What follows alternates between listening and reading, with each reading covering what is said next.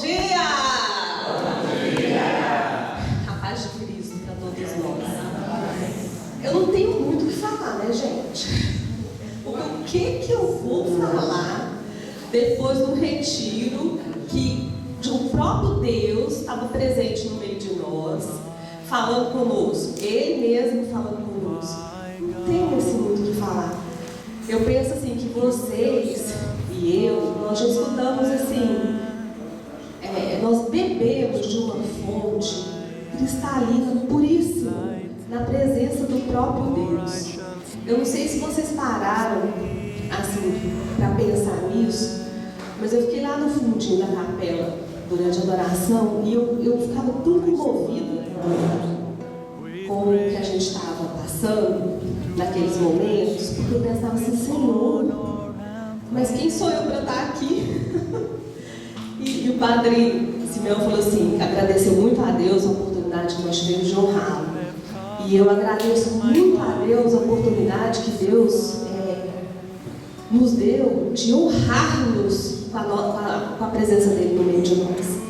Então nós somos assim, nós não temos, eu tenho certeza que não só eu, mas nós não temos conhecimento nem a dimensão da grandeza do que nós vivemos aqui. Então, mais do que a gente falar coisa nova aqui e tudo mais, eu quero deixar uns convites aqui hoje e até quero fazer um pacto com vocês aqui no final. O primeiro é essa reflexão do que nós vivemos aqui, na presença de Deus. Pensa, Deus se fez carne, saiu do céu, desabou do céu. Eu não vou querer ser do céu para nada, não. Eu até falo para o meu anjo da guarda assim, mas você fica muito amoroso, sai da presença de Deus para ficar aqui comigo, me aguentando nos meus pecados. E Deus sai do céu, se encarna homem, sofre.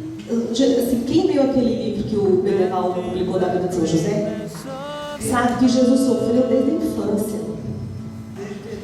Ele nunca foi compreendido, ele era escarnecido, o pai dele era escarnecido, e ele sempre sofreu. O sofrimento dele culminou na cruz. E aí ele, não satisfeito, ele quis ficar presente dentro de um sacrário, trancado. Gente, eu tenho claustrofobia. Eu postei naquele sacráriozinho, naquele eu falei assim, Jesus do céu, se eu fosse para eu ficar dentro da caixinha escrevida aqui desse jeito, eu não dava conta. Como é que um Deus se dispõe a passar por tudo isso para ficar perto de nós? Então, a primeira sugestão que eu tenho aqui hoje é essa. Vamos meditar assim, profundamente nisso, nessa grandeza desse amor, que a gente pensa assim, Jesus sofreu demais, morreu na cruz. Foi um sofrimento atroz. Mas, e ele hoje em dia no sacrário, o que a gente pode fazer para amenizar esse sofrimento dele também? Mas outra coisa que eu quero dizer é que vocês estão de parabéns que vieram desse retiro. Então, uma salva de palmas para nós que estamos aqui. Eu estou falando isso porque eu conheço muita gente que podia estar aqui e não está. Conheço muita gente que queria estar aqui e não pôde estar. Conheço gente que queria muito vir, não tinha condições financeiras. Gente que queria vir, não está com saúde para vir. E muita gente que tinha até dinheiro e disposição não veio. Então, assim, eu percebo na nossa caminhada hoje em dia, vendo vocês aqui, depois de vários retiros juntos, que nós já demos um passo grande na fé, na caminhada, na verdadeira vida em Deus. Uma coisa que eu fiquei assim, muito alegre aqui como o Padre Simeão, todos vocês e os outros padres, foi o fato da gente acolher com tanto amor. Eu vi um amor assim, genuíno, verdadeiro para com os nossos irmãos ortodoxos. Jesus deve estar feliz demais, porque um tempo atrás, as pessoas da vida em Deus não tinham essa visão de unidade, como a gente tem hoje em dia. Então, assim, nós já amadurecemos muito, nós temos um passo grande que alegra muito o coração de Jesus, que é amar o irmão da outra igreja, irmã. Que as pessoas às vezes não sabiam nem o que era uma igreja ortodoxa. E hoje sabe, a gente convive, nós sabemos que é o mesmo Cristo, nós comungamos. Então a gente viveu aqui, nesse aspecto também, um pedacinho do céu e um pedacinho do cumprimento da profecia de Jesus, que nós vamos ser um. Então, Jesus que disse no eu, e ele não mente, então nós vamos ser um. Olha eu aqui. Eu gosto de falar no meio do povo, no meio de si. Sanguíneo que sou, então, nós estamos de parabéns, gente. Nós estamos de parabéns. Jesus está feliz sim com a gente. Está muito feliz. É um grande passo isso que aconteceu aqui. Mas eu tenho uma proposta. Assim. Eu acho que nós chegamos num grau de maturidade na DVD e agora a gente tem que dar um passo além. Então eu trouxe uma mensagem aqui de Jesus e uma historinha que eu acho que a maioria de vocês já conhece. Mas Jesus se repete tanto a vida em Deus, né? Eu estou copiando ele que se repete também. E vou contar aqui, e provavelmente vocês sabem mais os detalhes do que eu, e depois nós vamos fazer essa proposta. Jesus, na DVD, vocês sabem que ele insiste muito na unidade. O carisma das mensagens realmente é a unidade. E essa unidade, ela é geral, né, gente? É com os irmãos das igrejas, é dentro da nossa igreja católica, dentro da nossa espiritualidade na vida em Deus e na nossa vida. Eu tenho que ser um testemunho de unidade onde eu estiver, dentro da minha casa, da minha família, da minha igreja. Então essa unidade que Jesus pede aqui, ela é geral. E Jesus falou assim, no dia 27 de março de 92. Alguns dirão, mas não teremos nós observado a lei da igreja e não lhe teremos obedecido? Hoje o Senhor diz, não basta obedecer à lei da igreja e obedecer. Olha a seriedade disso. Aqui eu tenho certeza que todo mundo obedece à lei da igreja, né? Sexta-feira eu vim com o meu carro, hoje é domingo, todo mundo vai à missa, está tudo certinho. Mas olha o que Jesus diz, não basta obedecer à lei da igreja e obedecer. Tenho necessidade da humildade e do amor e da conversão do vosso coração, para que eles mesmos sejam o alicerce da vossa união. Eu, do alto, contemplo cada um de vós e digo-vos, aquele que continua a trabalhar pelos seus próprios interesses e pela sua própria glória, perdeu já o meu coração. A vossa divisão é um pecado, pecando uns contra os outros. Por causa da vossa divisão, é contra mim mesmo, o Cordeiro, que vós pecais. Esse pecado da vossa divisão é justamente aquele que massacra diariamente o meu corpo. Então, Jesus insiste muito, né, que a chave da unidade é a humildade. É uma chave mesmo. É uma porta para o céu. Tem um santo, que eu não sei qual é, que agora eu não me lembro, que disse assim que o humilde não vai para o inferno. Ele pode ter pecado, mas se ele tem um coração humilde, ele vai se arrepender e ele não vai para o inferno. E eu queria contar aqui para vocês, de novo, a história, sabe de quem? São Francisco de Assis. Tem um santinho mais santo e mais humilde que ele. Vocês sabem o estrago que esse homem fez na época das cruzadas, dos muçulmanos, tudo aquilo acontecendo? Tudo por conta da humildade. Então, assim, São Francisco, todo mundo sabe, nasceu em Assis, mais ou menos no final do ano de 1181. Ele era de família rica, o pai dele era comerciante de tecidos, ele tinha uma vida de nobre, viveu uma adolescência normal, foi militar, andava na cavalaria, tinha uns amigos e tudo mais. Um belo dia, Chico estava, com respeito, seráfico, estava lá no altão, estava lá, passando a igreja de São Damião, naquela capelinha que tem lá em Assis, acho que muita gente já foi lá, e escutou uma voz: Francisco, reconstrói a minha igreja. E deve ter levado um susto, né? Nossa, se fosse eu ia fazer, o que é isso? Francisco, reconstrói a minha igreja. Francisco, reconstrói a minha igreja.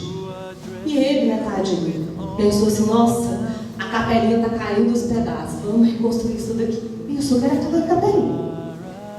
E era muito mais do que aquilo. mas ele foi compreendendo esse chamado de Cristo no coração dele. E foi uma conversão arrebatadora. Todo mundo sabe, lembra o episódio que o pai dele era contra. E ele saiu de casa, aí no meio da rua, da cidade, arrancou a roupa. Ele se despiu de tudo que ele era. Ele arrancou tudo. Aquele gesto dele de tirar as roupas no meio da rua, ele se despiu dele, da vontade dele, do dinheiro, das intenções dele. Ele se deixou ser totalmente invadido por Cristo, pelo amor de Deus.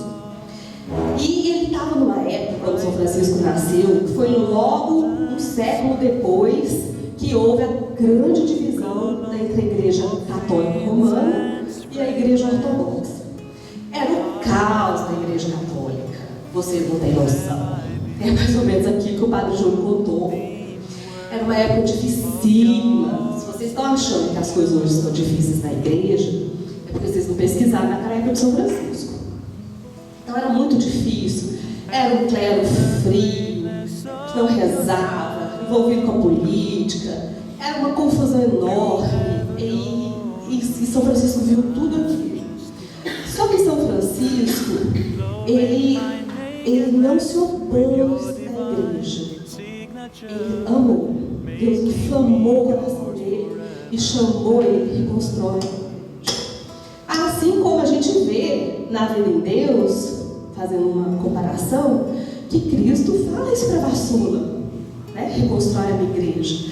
Veja, uma grande coincidência é que Cristo e nosso Deus, Pai também, eles não convocaram um Papa para reconstruir a igreja, ou um bispo para reconstruir a igreja, ou um patriarca bizantino do século. Não.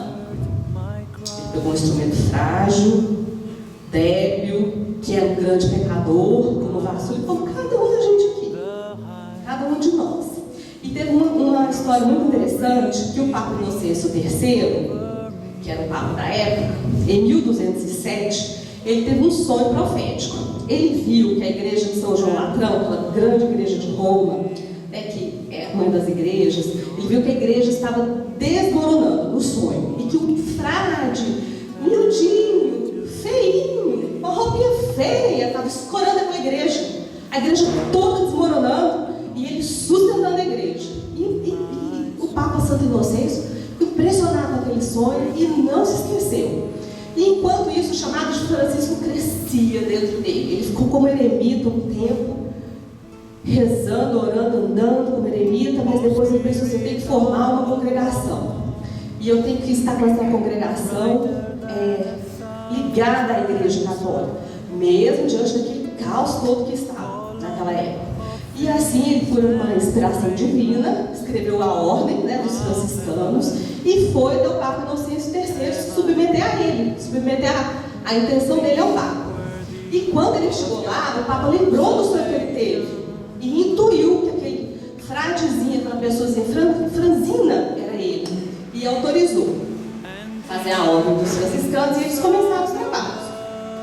Só que esse Francisco, ele começou a trabalhar e foi crescendo, mais pessoas se juntaram ao movimento dos franciscanos, e foi aquele arrebatamento mesmo por conta do amor dele. Mas ele ardia tanto em amor, tanto, que ele queria ser mártir.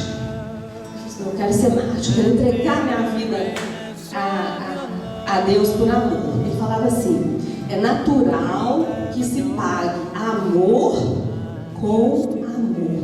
Ele queria entregar a vida dele. E aí o que acontece? A gente estava na época das cruzadas, aquela confusão, os muçulmanos invadindo a Europa, tomando os templos cristãos. E São Francisco falou assim: eu quero ir para a Síria, que eu quero ir para o meio dos muçulmanos, que eu vou pregar o evangelho lá e vou ser morto porque eu quero ser mártir. A história tem uma série de nuances, estou resumindo aqui, porque a maioria já conhece. Eu quero ir para a Síria. Foi lá no Papa, obediente, falou para o Papa assim: posso ir? Quero ser mártir, quero pregar. O Papa pensou assim: tá doido, mas pode ir. Brincadeira. Ele falou assim: pode ir, quer minha autorização. E ele foi. Aí ele pegou um barco para ir para a Síria e foi aquele caos. Tempestade, vira barco, capota barca, de nada de chegar na Síria. Por fim, com muito custo, com muita tempestade, eles conseguiram chegar na Esvalônia, que é parte lá da Croácia Oriental, lá em cima. E ele ficou lá um tempo pregando. Mas ele queria ir para o Oriente. Aí ele ficou um tempo pregando lá, até as coisas se assentarem e tudo mais. Aí ele falou assim: eu quero ir para o Marrocos, porque lá é cheio de muçulmano. E aí ele resolveu que queria ir e arrumou tudo. Aí, pluft, caiu doente. Ficou gravemente doente. Não conseguiu ir para o Marrocos. Aí ele parou, serenou como sempre, como um santo. Falou: não é a vontade de Deus isso agora. Mas não desistiu. Na primeira oportunidade que ele teve, ele falou assim: eu vou para o Egito. Quero ir para o Egito.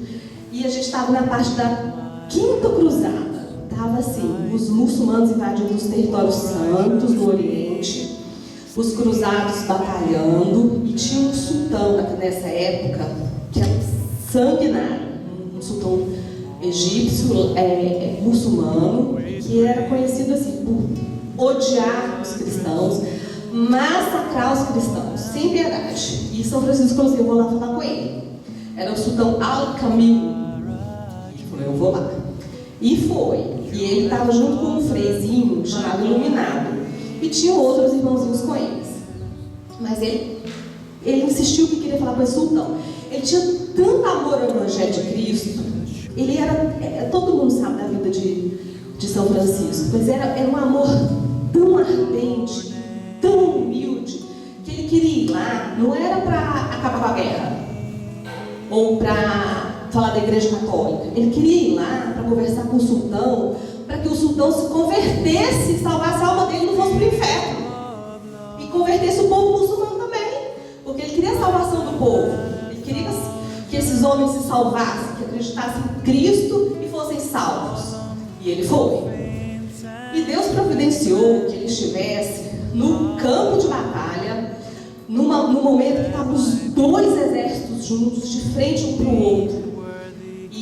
E o sultão por trás, lá determinando a guerra. E ele conseguiu passar na frente do exército das cruzadas e chegou na frente do exército dos muçulmanos e falou: eu quero falar com o sultão. E pegaram ele e o Frei Iluminato e pensa, bateram, espancaram, judiaram, cuspiram, trucidaram, pisaram. E eles filhos: eu quero falar com o sultão. O amor que ele tinha pela salvação das almas era tão grande que eles não se importavam do que estava passando ali naquele momento. Mas no meio de uma batalha, imagina aquele cenário medieval, aqueles dois exércitos e aquele fradezinho, baixinho, miudinho, mas cheio do amor de Deus. E ele foi. E aí, mesmo daquele jeito, ele conseguiu ir. E o sultão ficou tão impressionado, gente. Quando ele chegou lá, com aquele outro freizinho, que era muito inteligente, muito corajoso também, Frei Iluminado, e foram falar com o sultão falou assim: mas o que você veio fazer aqui? Quem te mandou aqui? Você é um espião? Ele: não. E ele, muito corajosamente, falou assim: não, eu vim aqui pregar Jesus Cristo, para que o Senhor se converta, e seu povo se converta, e o Senhor salve a sua alma e vá para o céu, que vai parar no inferno. E pregou sobre a Trindade, pregou sobre a revelação de Cristo, mas com tal amor, mas com tanto amor, que o sultão ficou impressionado, comovido. Falou assim: não, fica por aqui mesmo. Pode ficar por aqui comigo uns dias, vamos conversando. E São Francisco realmente ficou lá uns dias com o Frei Iluminado. E o sultão gostou tanto dele. Veja que ele não foi lá parar a guerra, não foi lá defender a Igreja Católica, ele não foi lá parar a guerra, ele não era político, ele não era cruzado, ele era um franciscano pobre. E o sultão gostou demais dele. Ele falou: não, tudo bem, eu quero te dar um presente, porque eu gostei muito de você, da sua fé, do seu fervor. Aceite os presentes. São Francisco chamou de pobreza. Não, muito obrigada, eu não quero. Mas o sultão falou: não, eu quero te dar. Então leva para a sua congregação. Pega esse tanto de ouro, esse tanto de coisas que tem aqui, de joias, de dinheiro, leva para os pobres. Sua congregação pega esse dinheiro e doa para os pobres. Ele falou assim: não, eu não quero, muito obrigada, eu quero que o senhor se salve. E o sultão ficou mais impressionado ainda. Quem é esse homem que teve coragem de enfrentar um exército por amor a esse Cristo? E aí o sultão ficou tão impressionado com tudo aquilo que ele deu uma carta, ele fez um decreto. Naquela época das cruzadas, depois disso, vem uma época que os muçulmanos invadem a Terra Santa, tomam os lugares santos, e era uma época de caos nesse século. E aí, não obstante esse avanço dos muçulmanos, o sultão faz um decreto para ele, dando um livre passo para ele, um livre conduto, como se fosse um passaporte universal, falando que aonde os franciscanos estivessem, os homens de cordão na cintura, que eles podiam passar. E aí o que aconteceu? Os franciscanos foram pelo Oriente. E aí os exércitos vinham e eles, o sultão deixou passar. E foram se estabelecendo, começaram a fazer mosteiros, não sei se são mosteiros dos franciscanos. Cadê o padre Júnior, gente, para me ajudar? Convento. Exatamente. Começaram a montar os conventos e tudo mais. Só que, antes disso, quando São Francisco saiu lá com o decretinho na mão, tudo, mas eles estavam assim, arrasado. Ele falou assim, eu fui um fracasso. O sultão não se converteu. O povo não se converteu. Os muçulmanos não viraram cristãos. E o pior, eu não morri mártir. E saiu de lá arrasado. Ele ficou na Terra Santa. Foi para a Terra Santa, ficou até lá, até 1220. E mal ele sabia o que ele tinha feito. Ele não viu os frutos do que ele tinha feito. E ficou para a Terra Santa. E aí depois ele voltou para a Itália, pregou, andou. E a história todo mundo sabe. Vieram as Clarissas antes, né? A primeira ordem das mulheres, fruto dos franciscanos, dos votos de pobreza, eles estão por aí. Só que São Francisco não viu, não pôde ver o tamanho da obra que ele fez, o passo que ele deu para o diálogo, né, entre cristãos e muçulmanos. Ele não conseguiu ver, mas assim, tudo por conta de uma vocação que tinha sobretudo a humildade enraizada assim, no fundo da alma dele mesmo, aquela mansidão, aquela humildade. E o que aconteceu? Só para resumir, o número dos franciscanos aumentou demais no Oriente, foram crescendo, principalmente no Oriente Médio. E no século XIV e XV, os frades menores recuperaram Santo Sepulcro, porque tinha sido invadido pelos muçulmanos. A Gruta de Belém, o Santo Cenáculo e o Túmulo de Maria.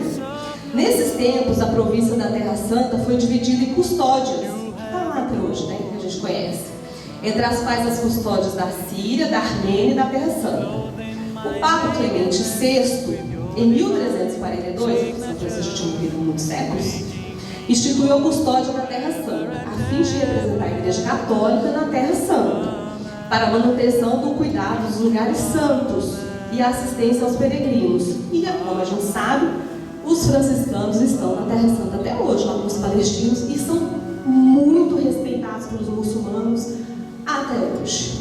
Então, é uma história muito significativa para a verdadeira vida com Deus. É muito significativa. Às vezes a gente pensa que tem que fazer muita coisa. Eu tenho que achar uma igreja ortodoxa, uma igreja luterana, para fazer um grupo de oração, uma reunião, estar lá junto deles. Ótimo! Se você conseguisse, é o melhor dos mundos. Mas o que é mais importante, eu penso, em tudo isso que a gente viveu aqui esses dias, é a gente começar a fazer um firme propósito de santidade. Nós já estamos assim, num nível de maturidade que nos impele a isso. É hora agora de nós darmos um passo firme, mas um passo assim, decisivo em relação à santidade. Nós precisamos ser santos. Olha o que um santo faz. Então, se a gente quer unidade, o caminho para a unidade é a santidade. O caminho para a unidade, qualquer uma que seja, passa pela humildade, por esse amor que tem que transbordar dentro de nós. É um amor assim, que vem pela graça de Deus. Por nós mesmos, como foi dito aqui esses dias todos, nós não vamos conseguir. Mas a gente tem que ter a humildade, como São Francisco, de chegar ali para ele, no sacrário, e falar assim: eu não consigo por mim, mas o Senhor me quer santo. O que Jesus fala nessa obra? A não ser isso, que a gente, santo como Ele, sede perfeitos como o Pai é perfeito. Mas eu estou falando de uma santidade radical. Radical como São Francisco, senão não produz o fruto necessário. Olha, é lindo a gente evangelizar, pegar o folhetim, distribuir um livro. A gente tem que fazer isso. Mas se você não tiver uma vida exemplar, uma vida de santidade, não adianta. Eles vão olhar para você e vão pensar o quê? Ela está aí falando de unidade, está falando disso, não vive. São Francisco, todo mundo sabe, o exemplo maior dele, ele era um pregador, ele tinha esse espírito de missão, mas o grande exemplo dos franciscanos foi a vida. Eles uniram os cristãos numa época que a igreja estava despencando. Então a gente tem que fazer por amor a Deus, por amor a Deus, por amor à obra, essa opção pela santidade é imprescindível. Eu sou fruto dessa obra.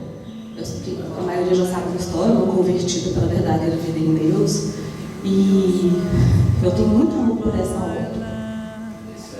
Uma coisa inusitada, ele era tão assoberbado e tão ocupado com as coisas de Deus que nem sequer ordenado ele foi. Ele não quis. Tão humilde que ele foi pela humildade. Jesus diz assim, eu separei um trechinho aqui: eu te enxertei em mim.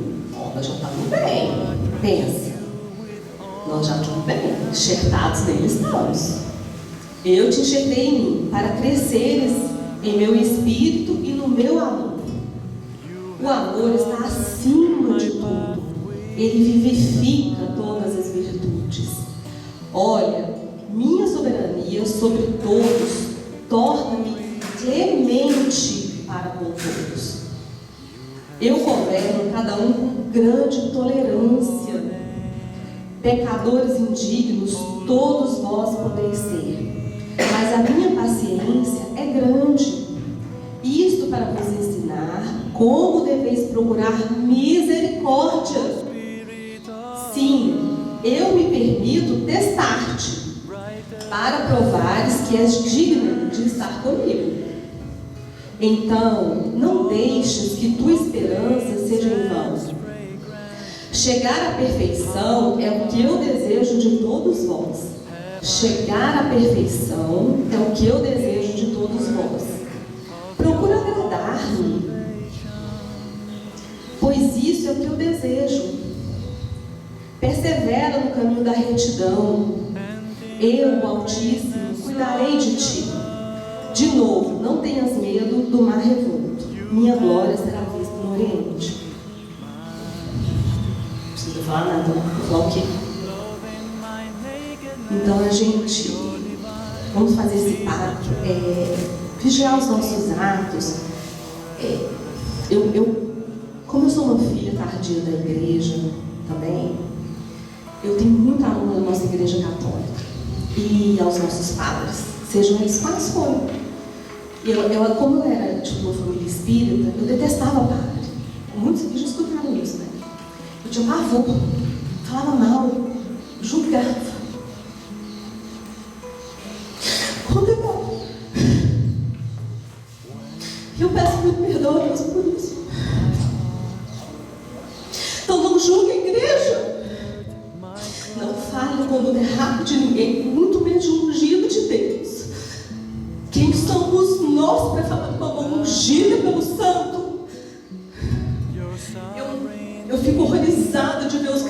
morangos, fazendo publicações contra a igreja, contando o que acontece de errado dentro da igreja. Não é isso que Deus quer de nós. Para pensar um pouquinho, a gente não fala mal da nossa mãe. Você fala mal da sua mãe? Fala. A igreja é a nossa mãe. Sem ela a gente não tem vida, não tem comunhão. Por pior que seja um padre ou um bispo, ele pode ser da teologia da libertação, ele pode ser um maçom. Se ele consagrar a hóstia, é Jesus que está lá. Se ele perdoar os seus pecados, você foi perdoado. Você não sabe o que é viver sem a misericórdia de Deus. Eu sei. Sem perdão dos pecados como eu vivi. Você não sabe o que é voltar para uma igreja e ela te lavar, te batizar, te lavar de todos os seus pecados e esquecer o que você fez. E eu fui convertida dentro de uma igreja com um bispo da teologia da libertação. Cuspi ser batizada. Os padres debocharam que eu não tinha sido batizada ainda.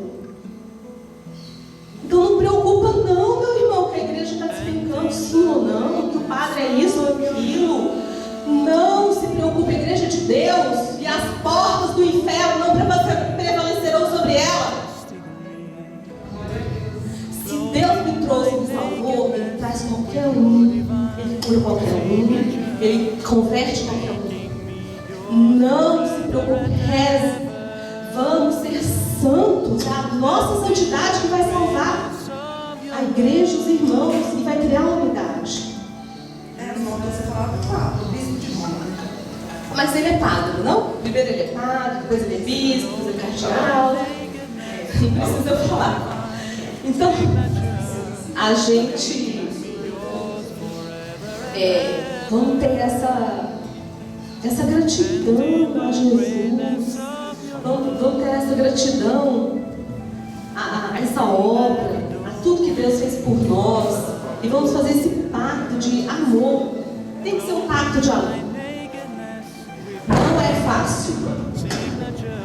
Não é fácil viver o amor. Exige um sacrifício da gente dolorido às vezes. Às vezes dói na minha carne deixar de fazer alguma coisa, ou deixar de dar uma resposta. Mas eu sou sanguínea, eu sou nosso Pedro, eu quero arrancar a orelha com a espada.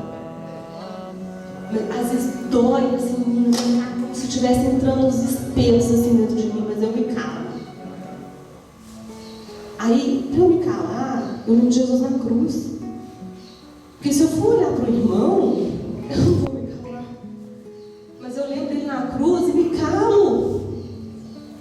Então vamos fazer essa experiência. Então, a minha sugestão agora para esse segundo retiro é que a gente saia daqui com essa vontade de ser santo, de fazer esse pacto de amor. Vocês querem fazer esse pacto de amor com Jesus? Mas de verdade, mesmo que custe dor no seu coração, mesmo que você tenha que renunciar à sua vontade, vale a pena. Eu só tenho isso para dizer para vocês. Vale a pena. Vocês não sabem, vocês que já são da igreja, nasceram da igreja, vocês não sabem o tesouro que é isso. O tesouro que é a nossa vida de ter um Deus perto da gente. Então vamos fazer esse pacto. E eu quero só fazer uma oraçãozinha aqui com vocês. Deixa eu outra mensagem, não vou nem falar, vocês já escutaram Jesus falando demais. Vamos fazer uma oraçãozinha aqui. Vocês querem ficar em pé? Está muito frio? Eu falo e a gente repete, pode ser? Jesus ditou para a vassoura em 20 de maio de 94. Sem mim, vocês viverão como o mundo. Comigo, vocês viverão como no céu. Sem mim, seus traços ficarão como os do mundo. Mas comigo, seus traços serão os meus. Permaneçam em mim. Enraizados em mim. Nunca negligencie seu dom. Coloque em primeiro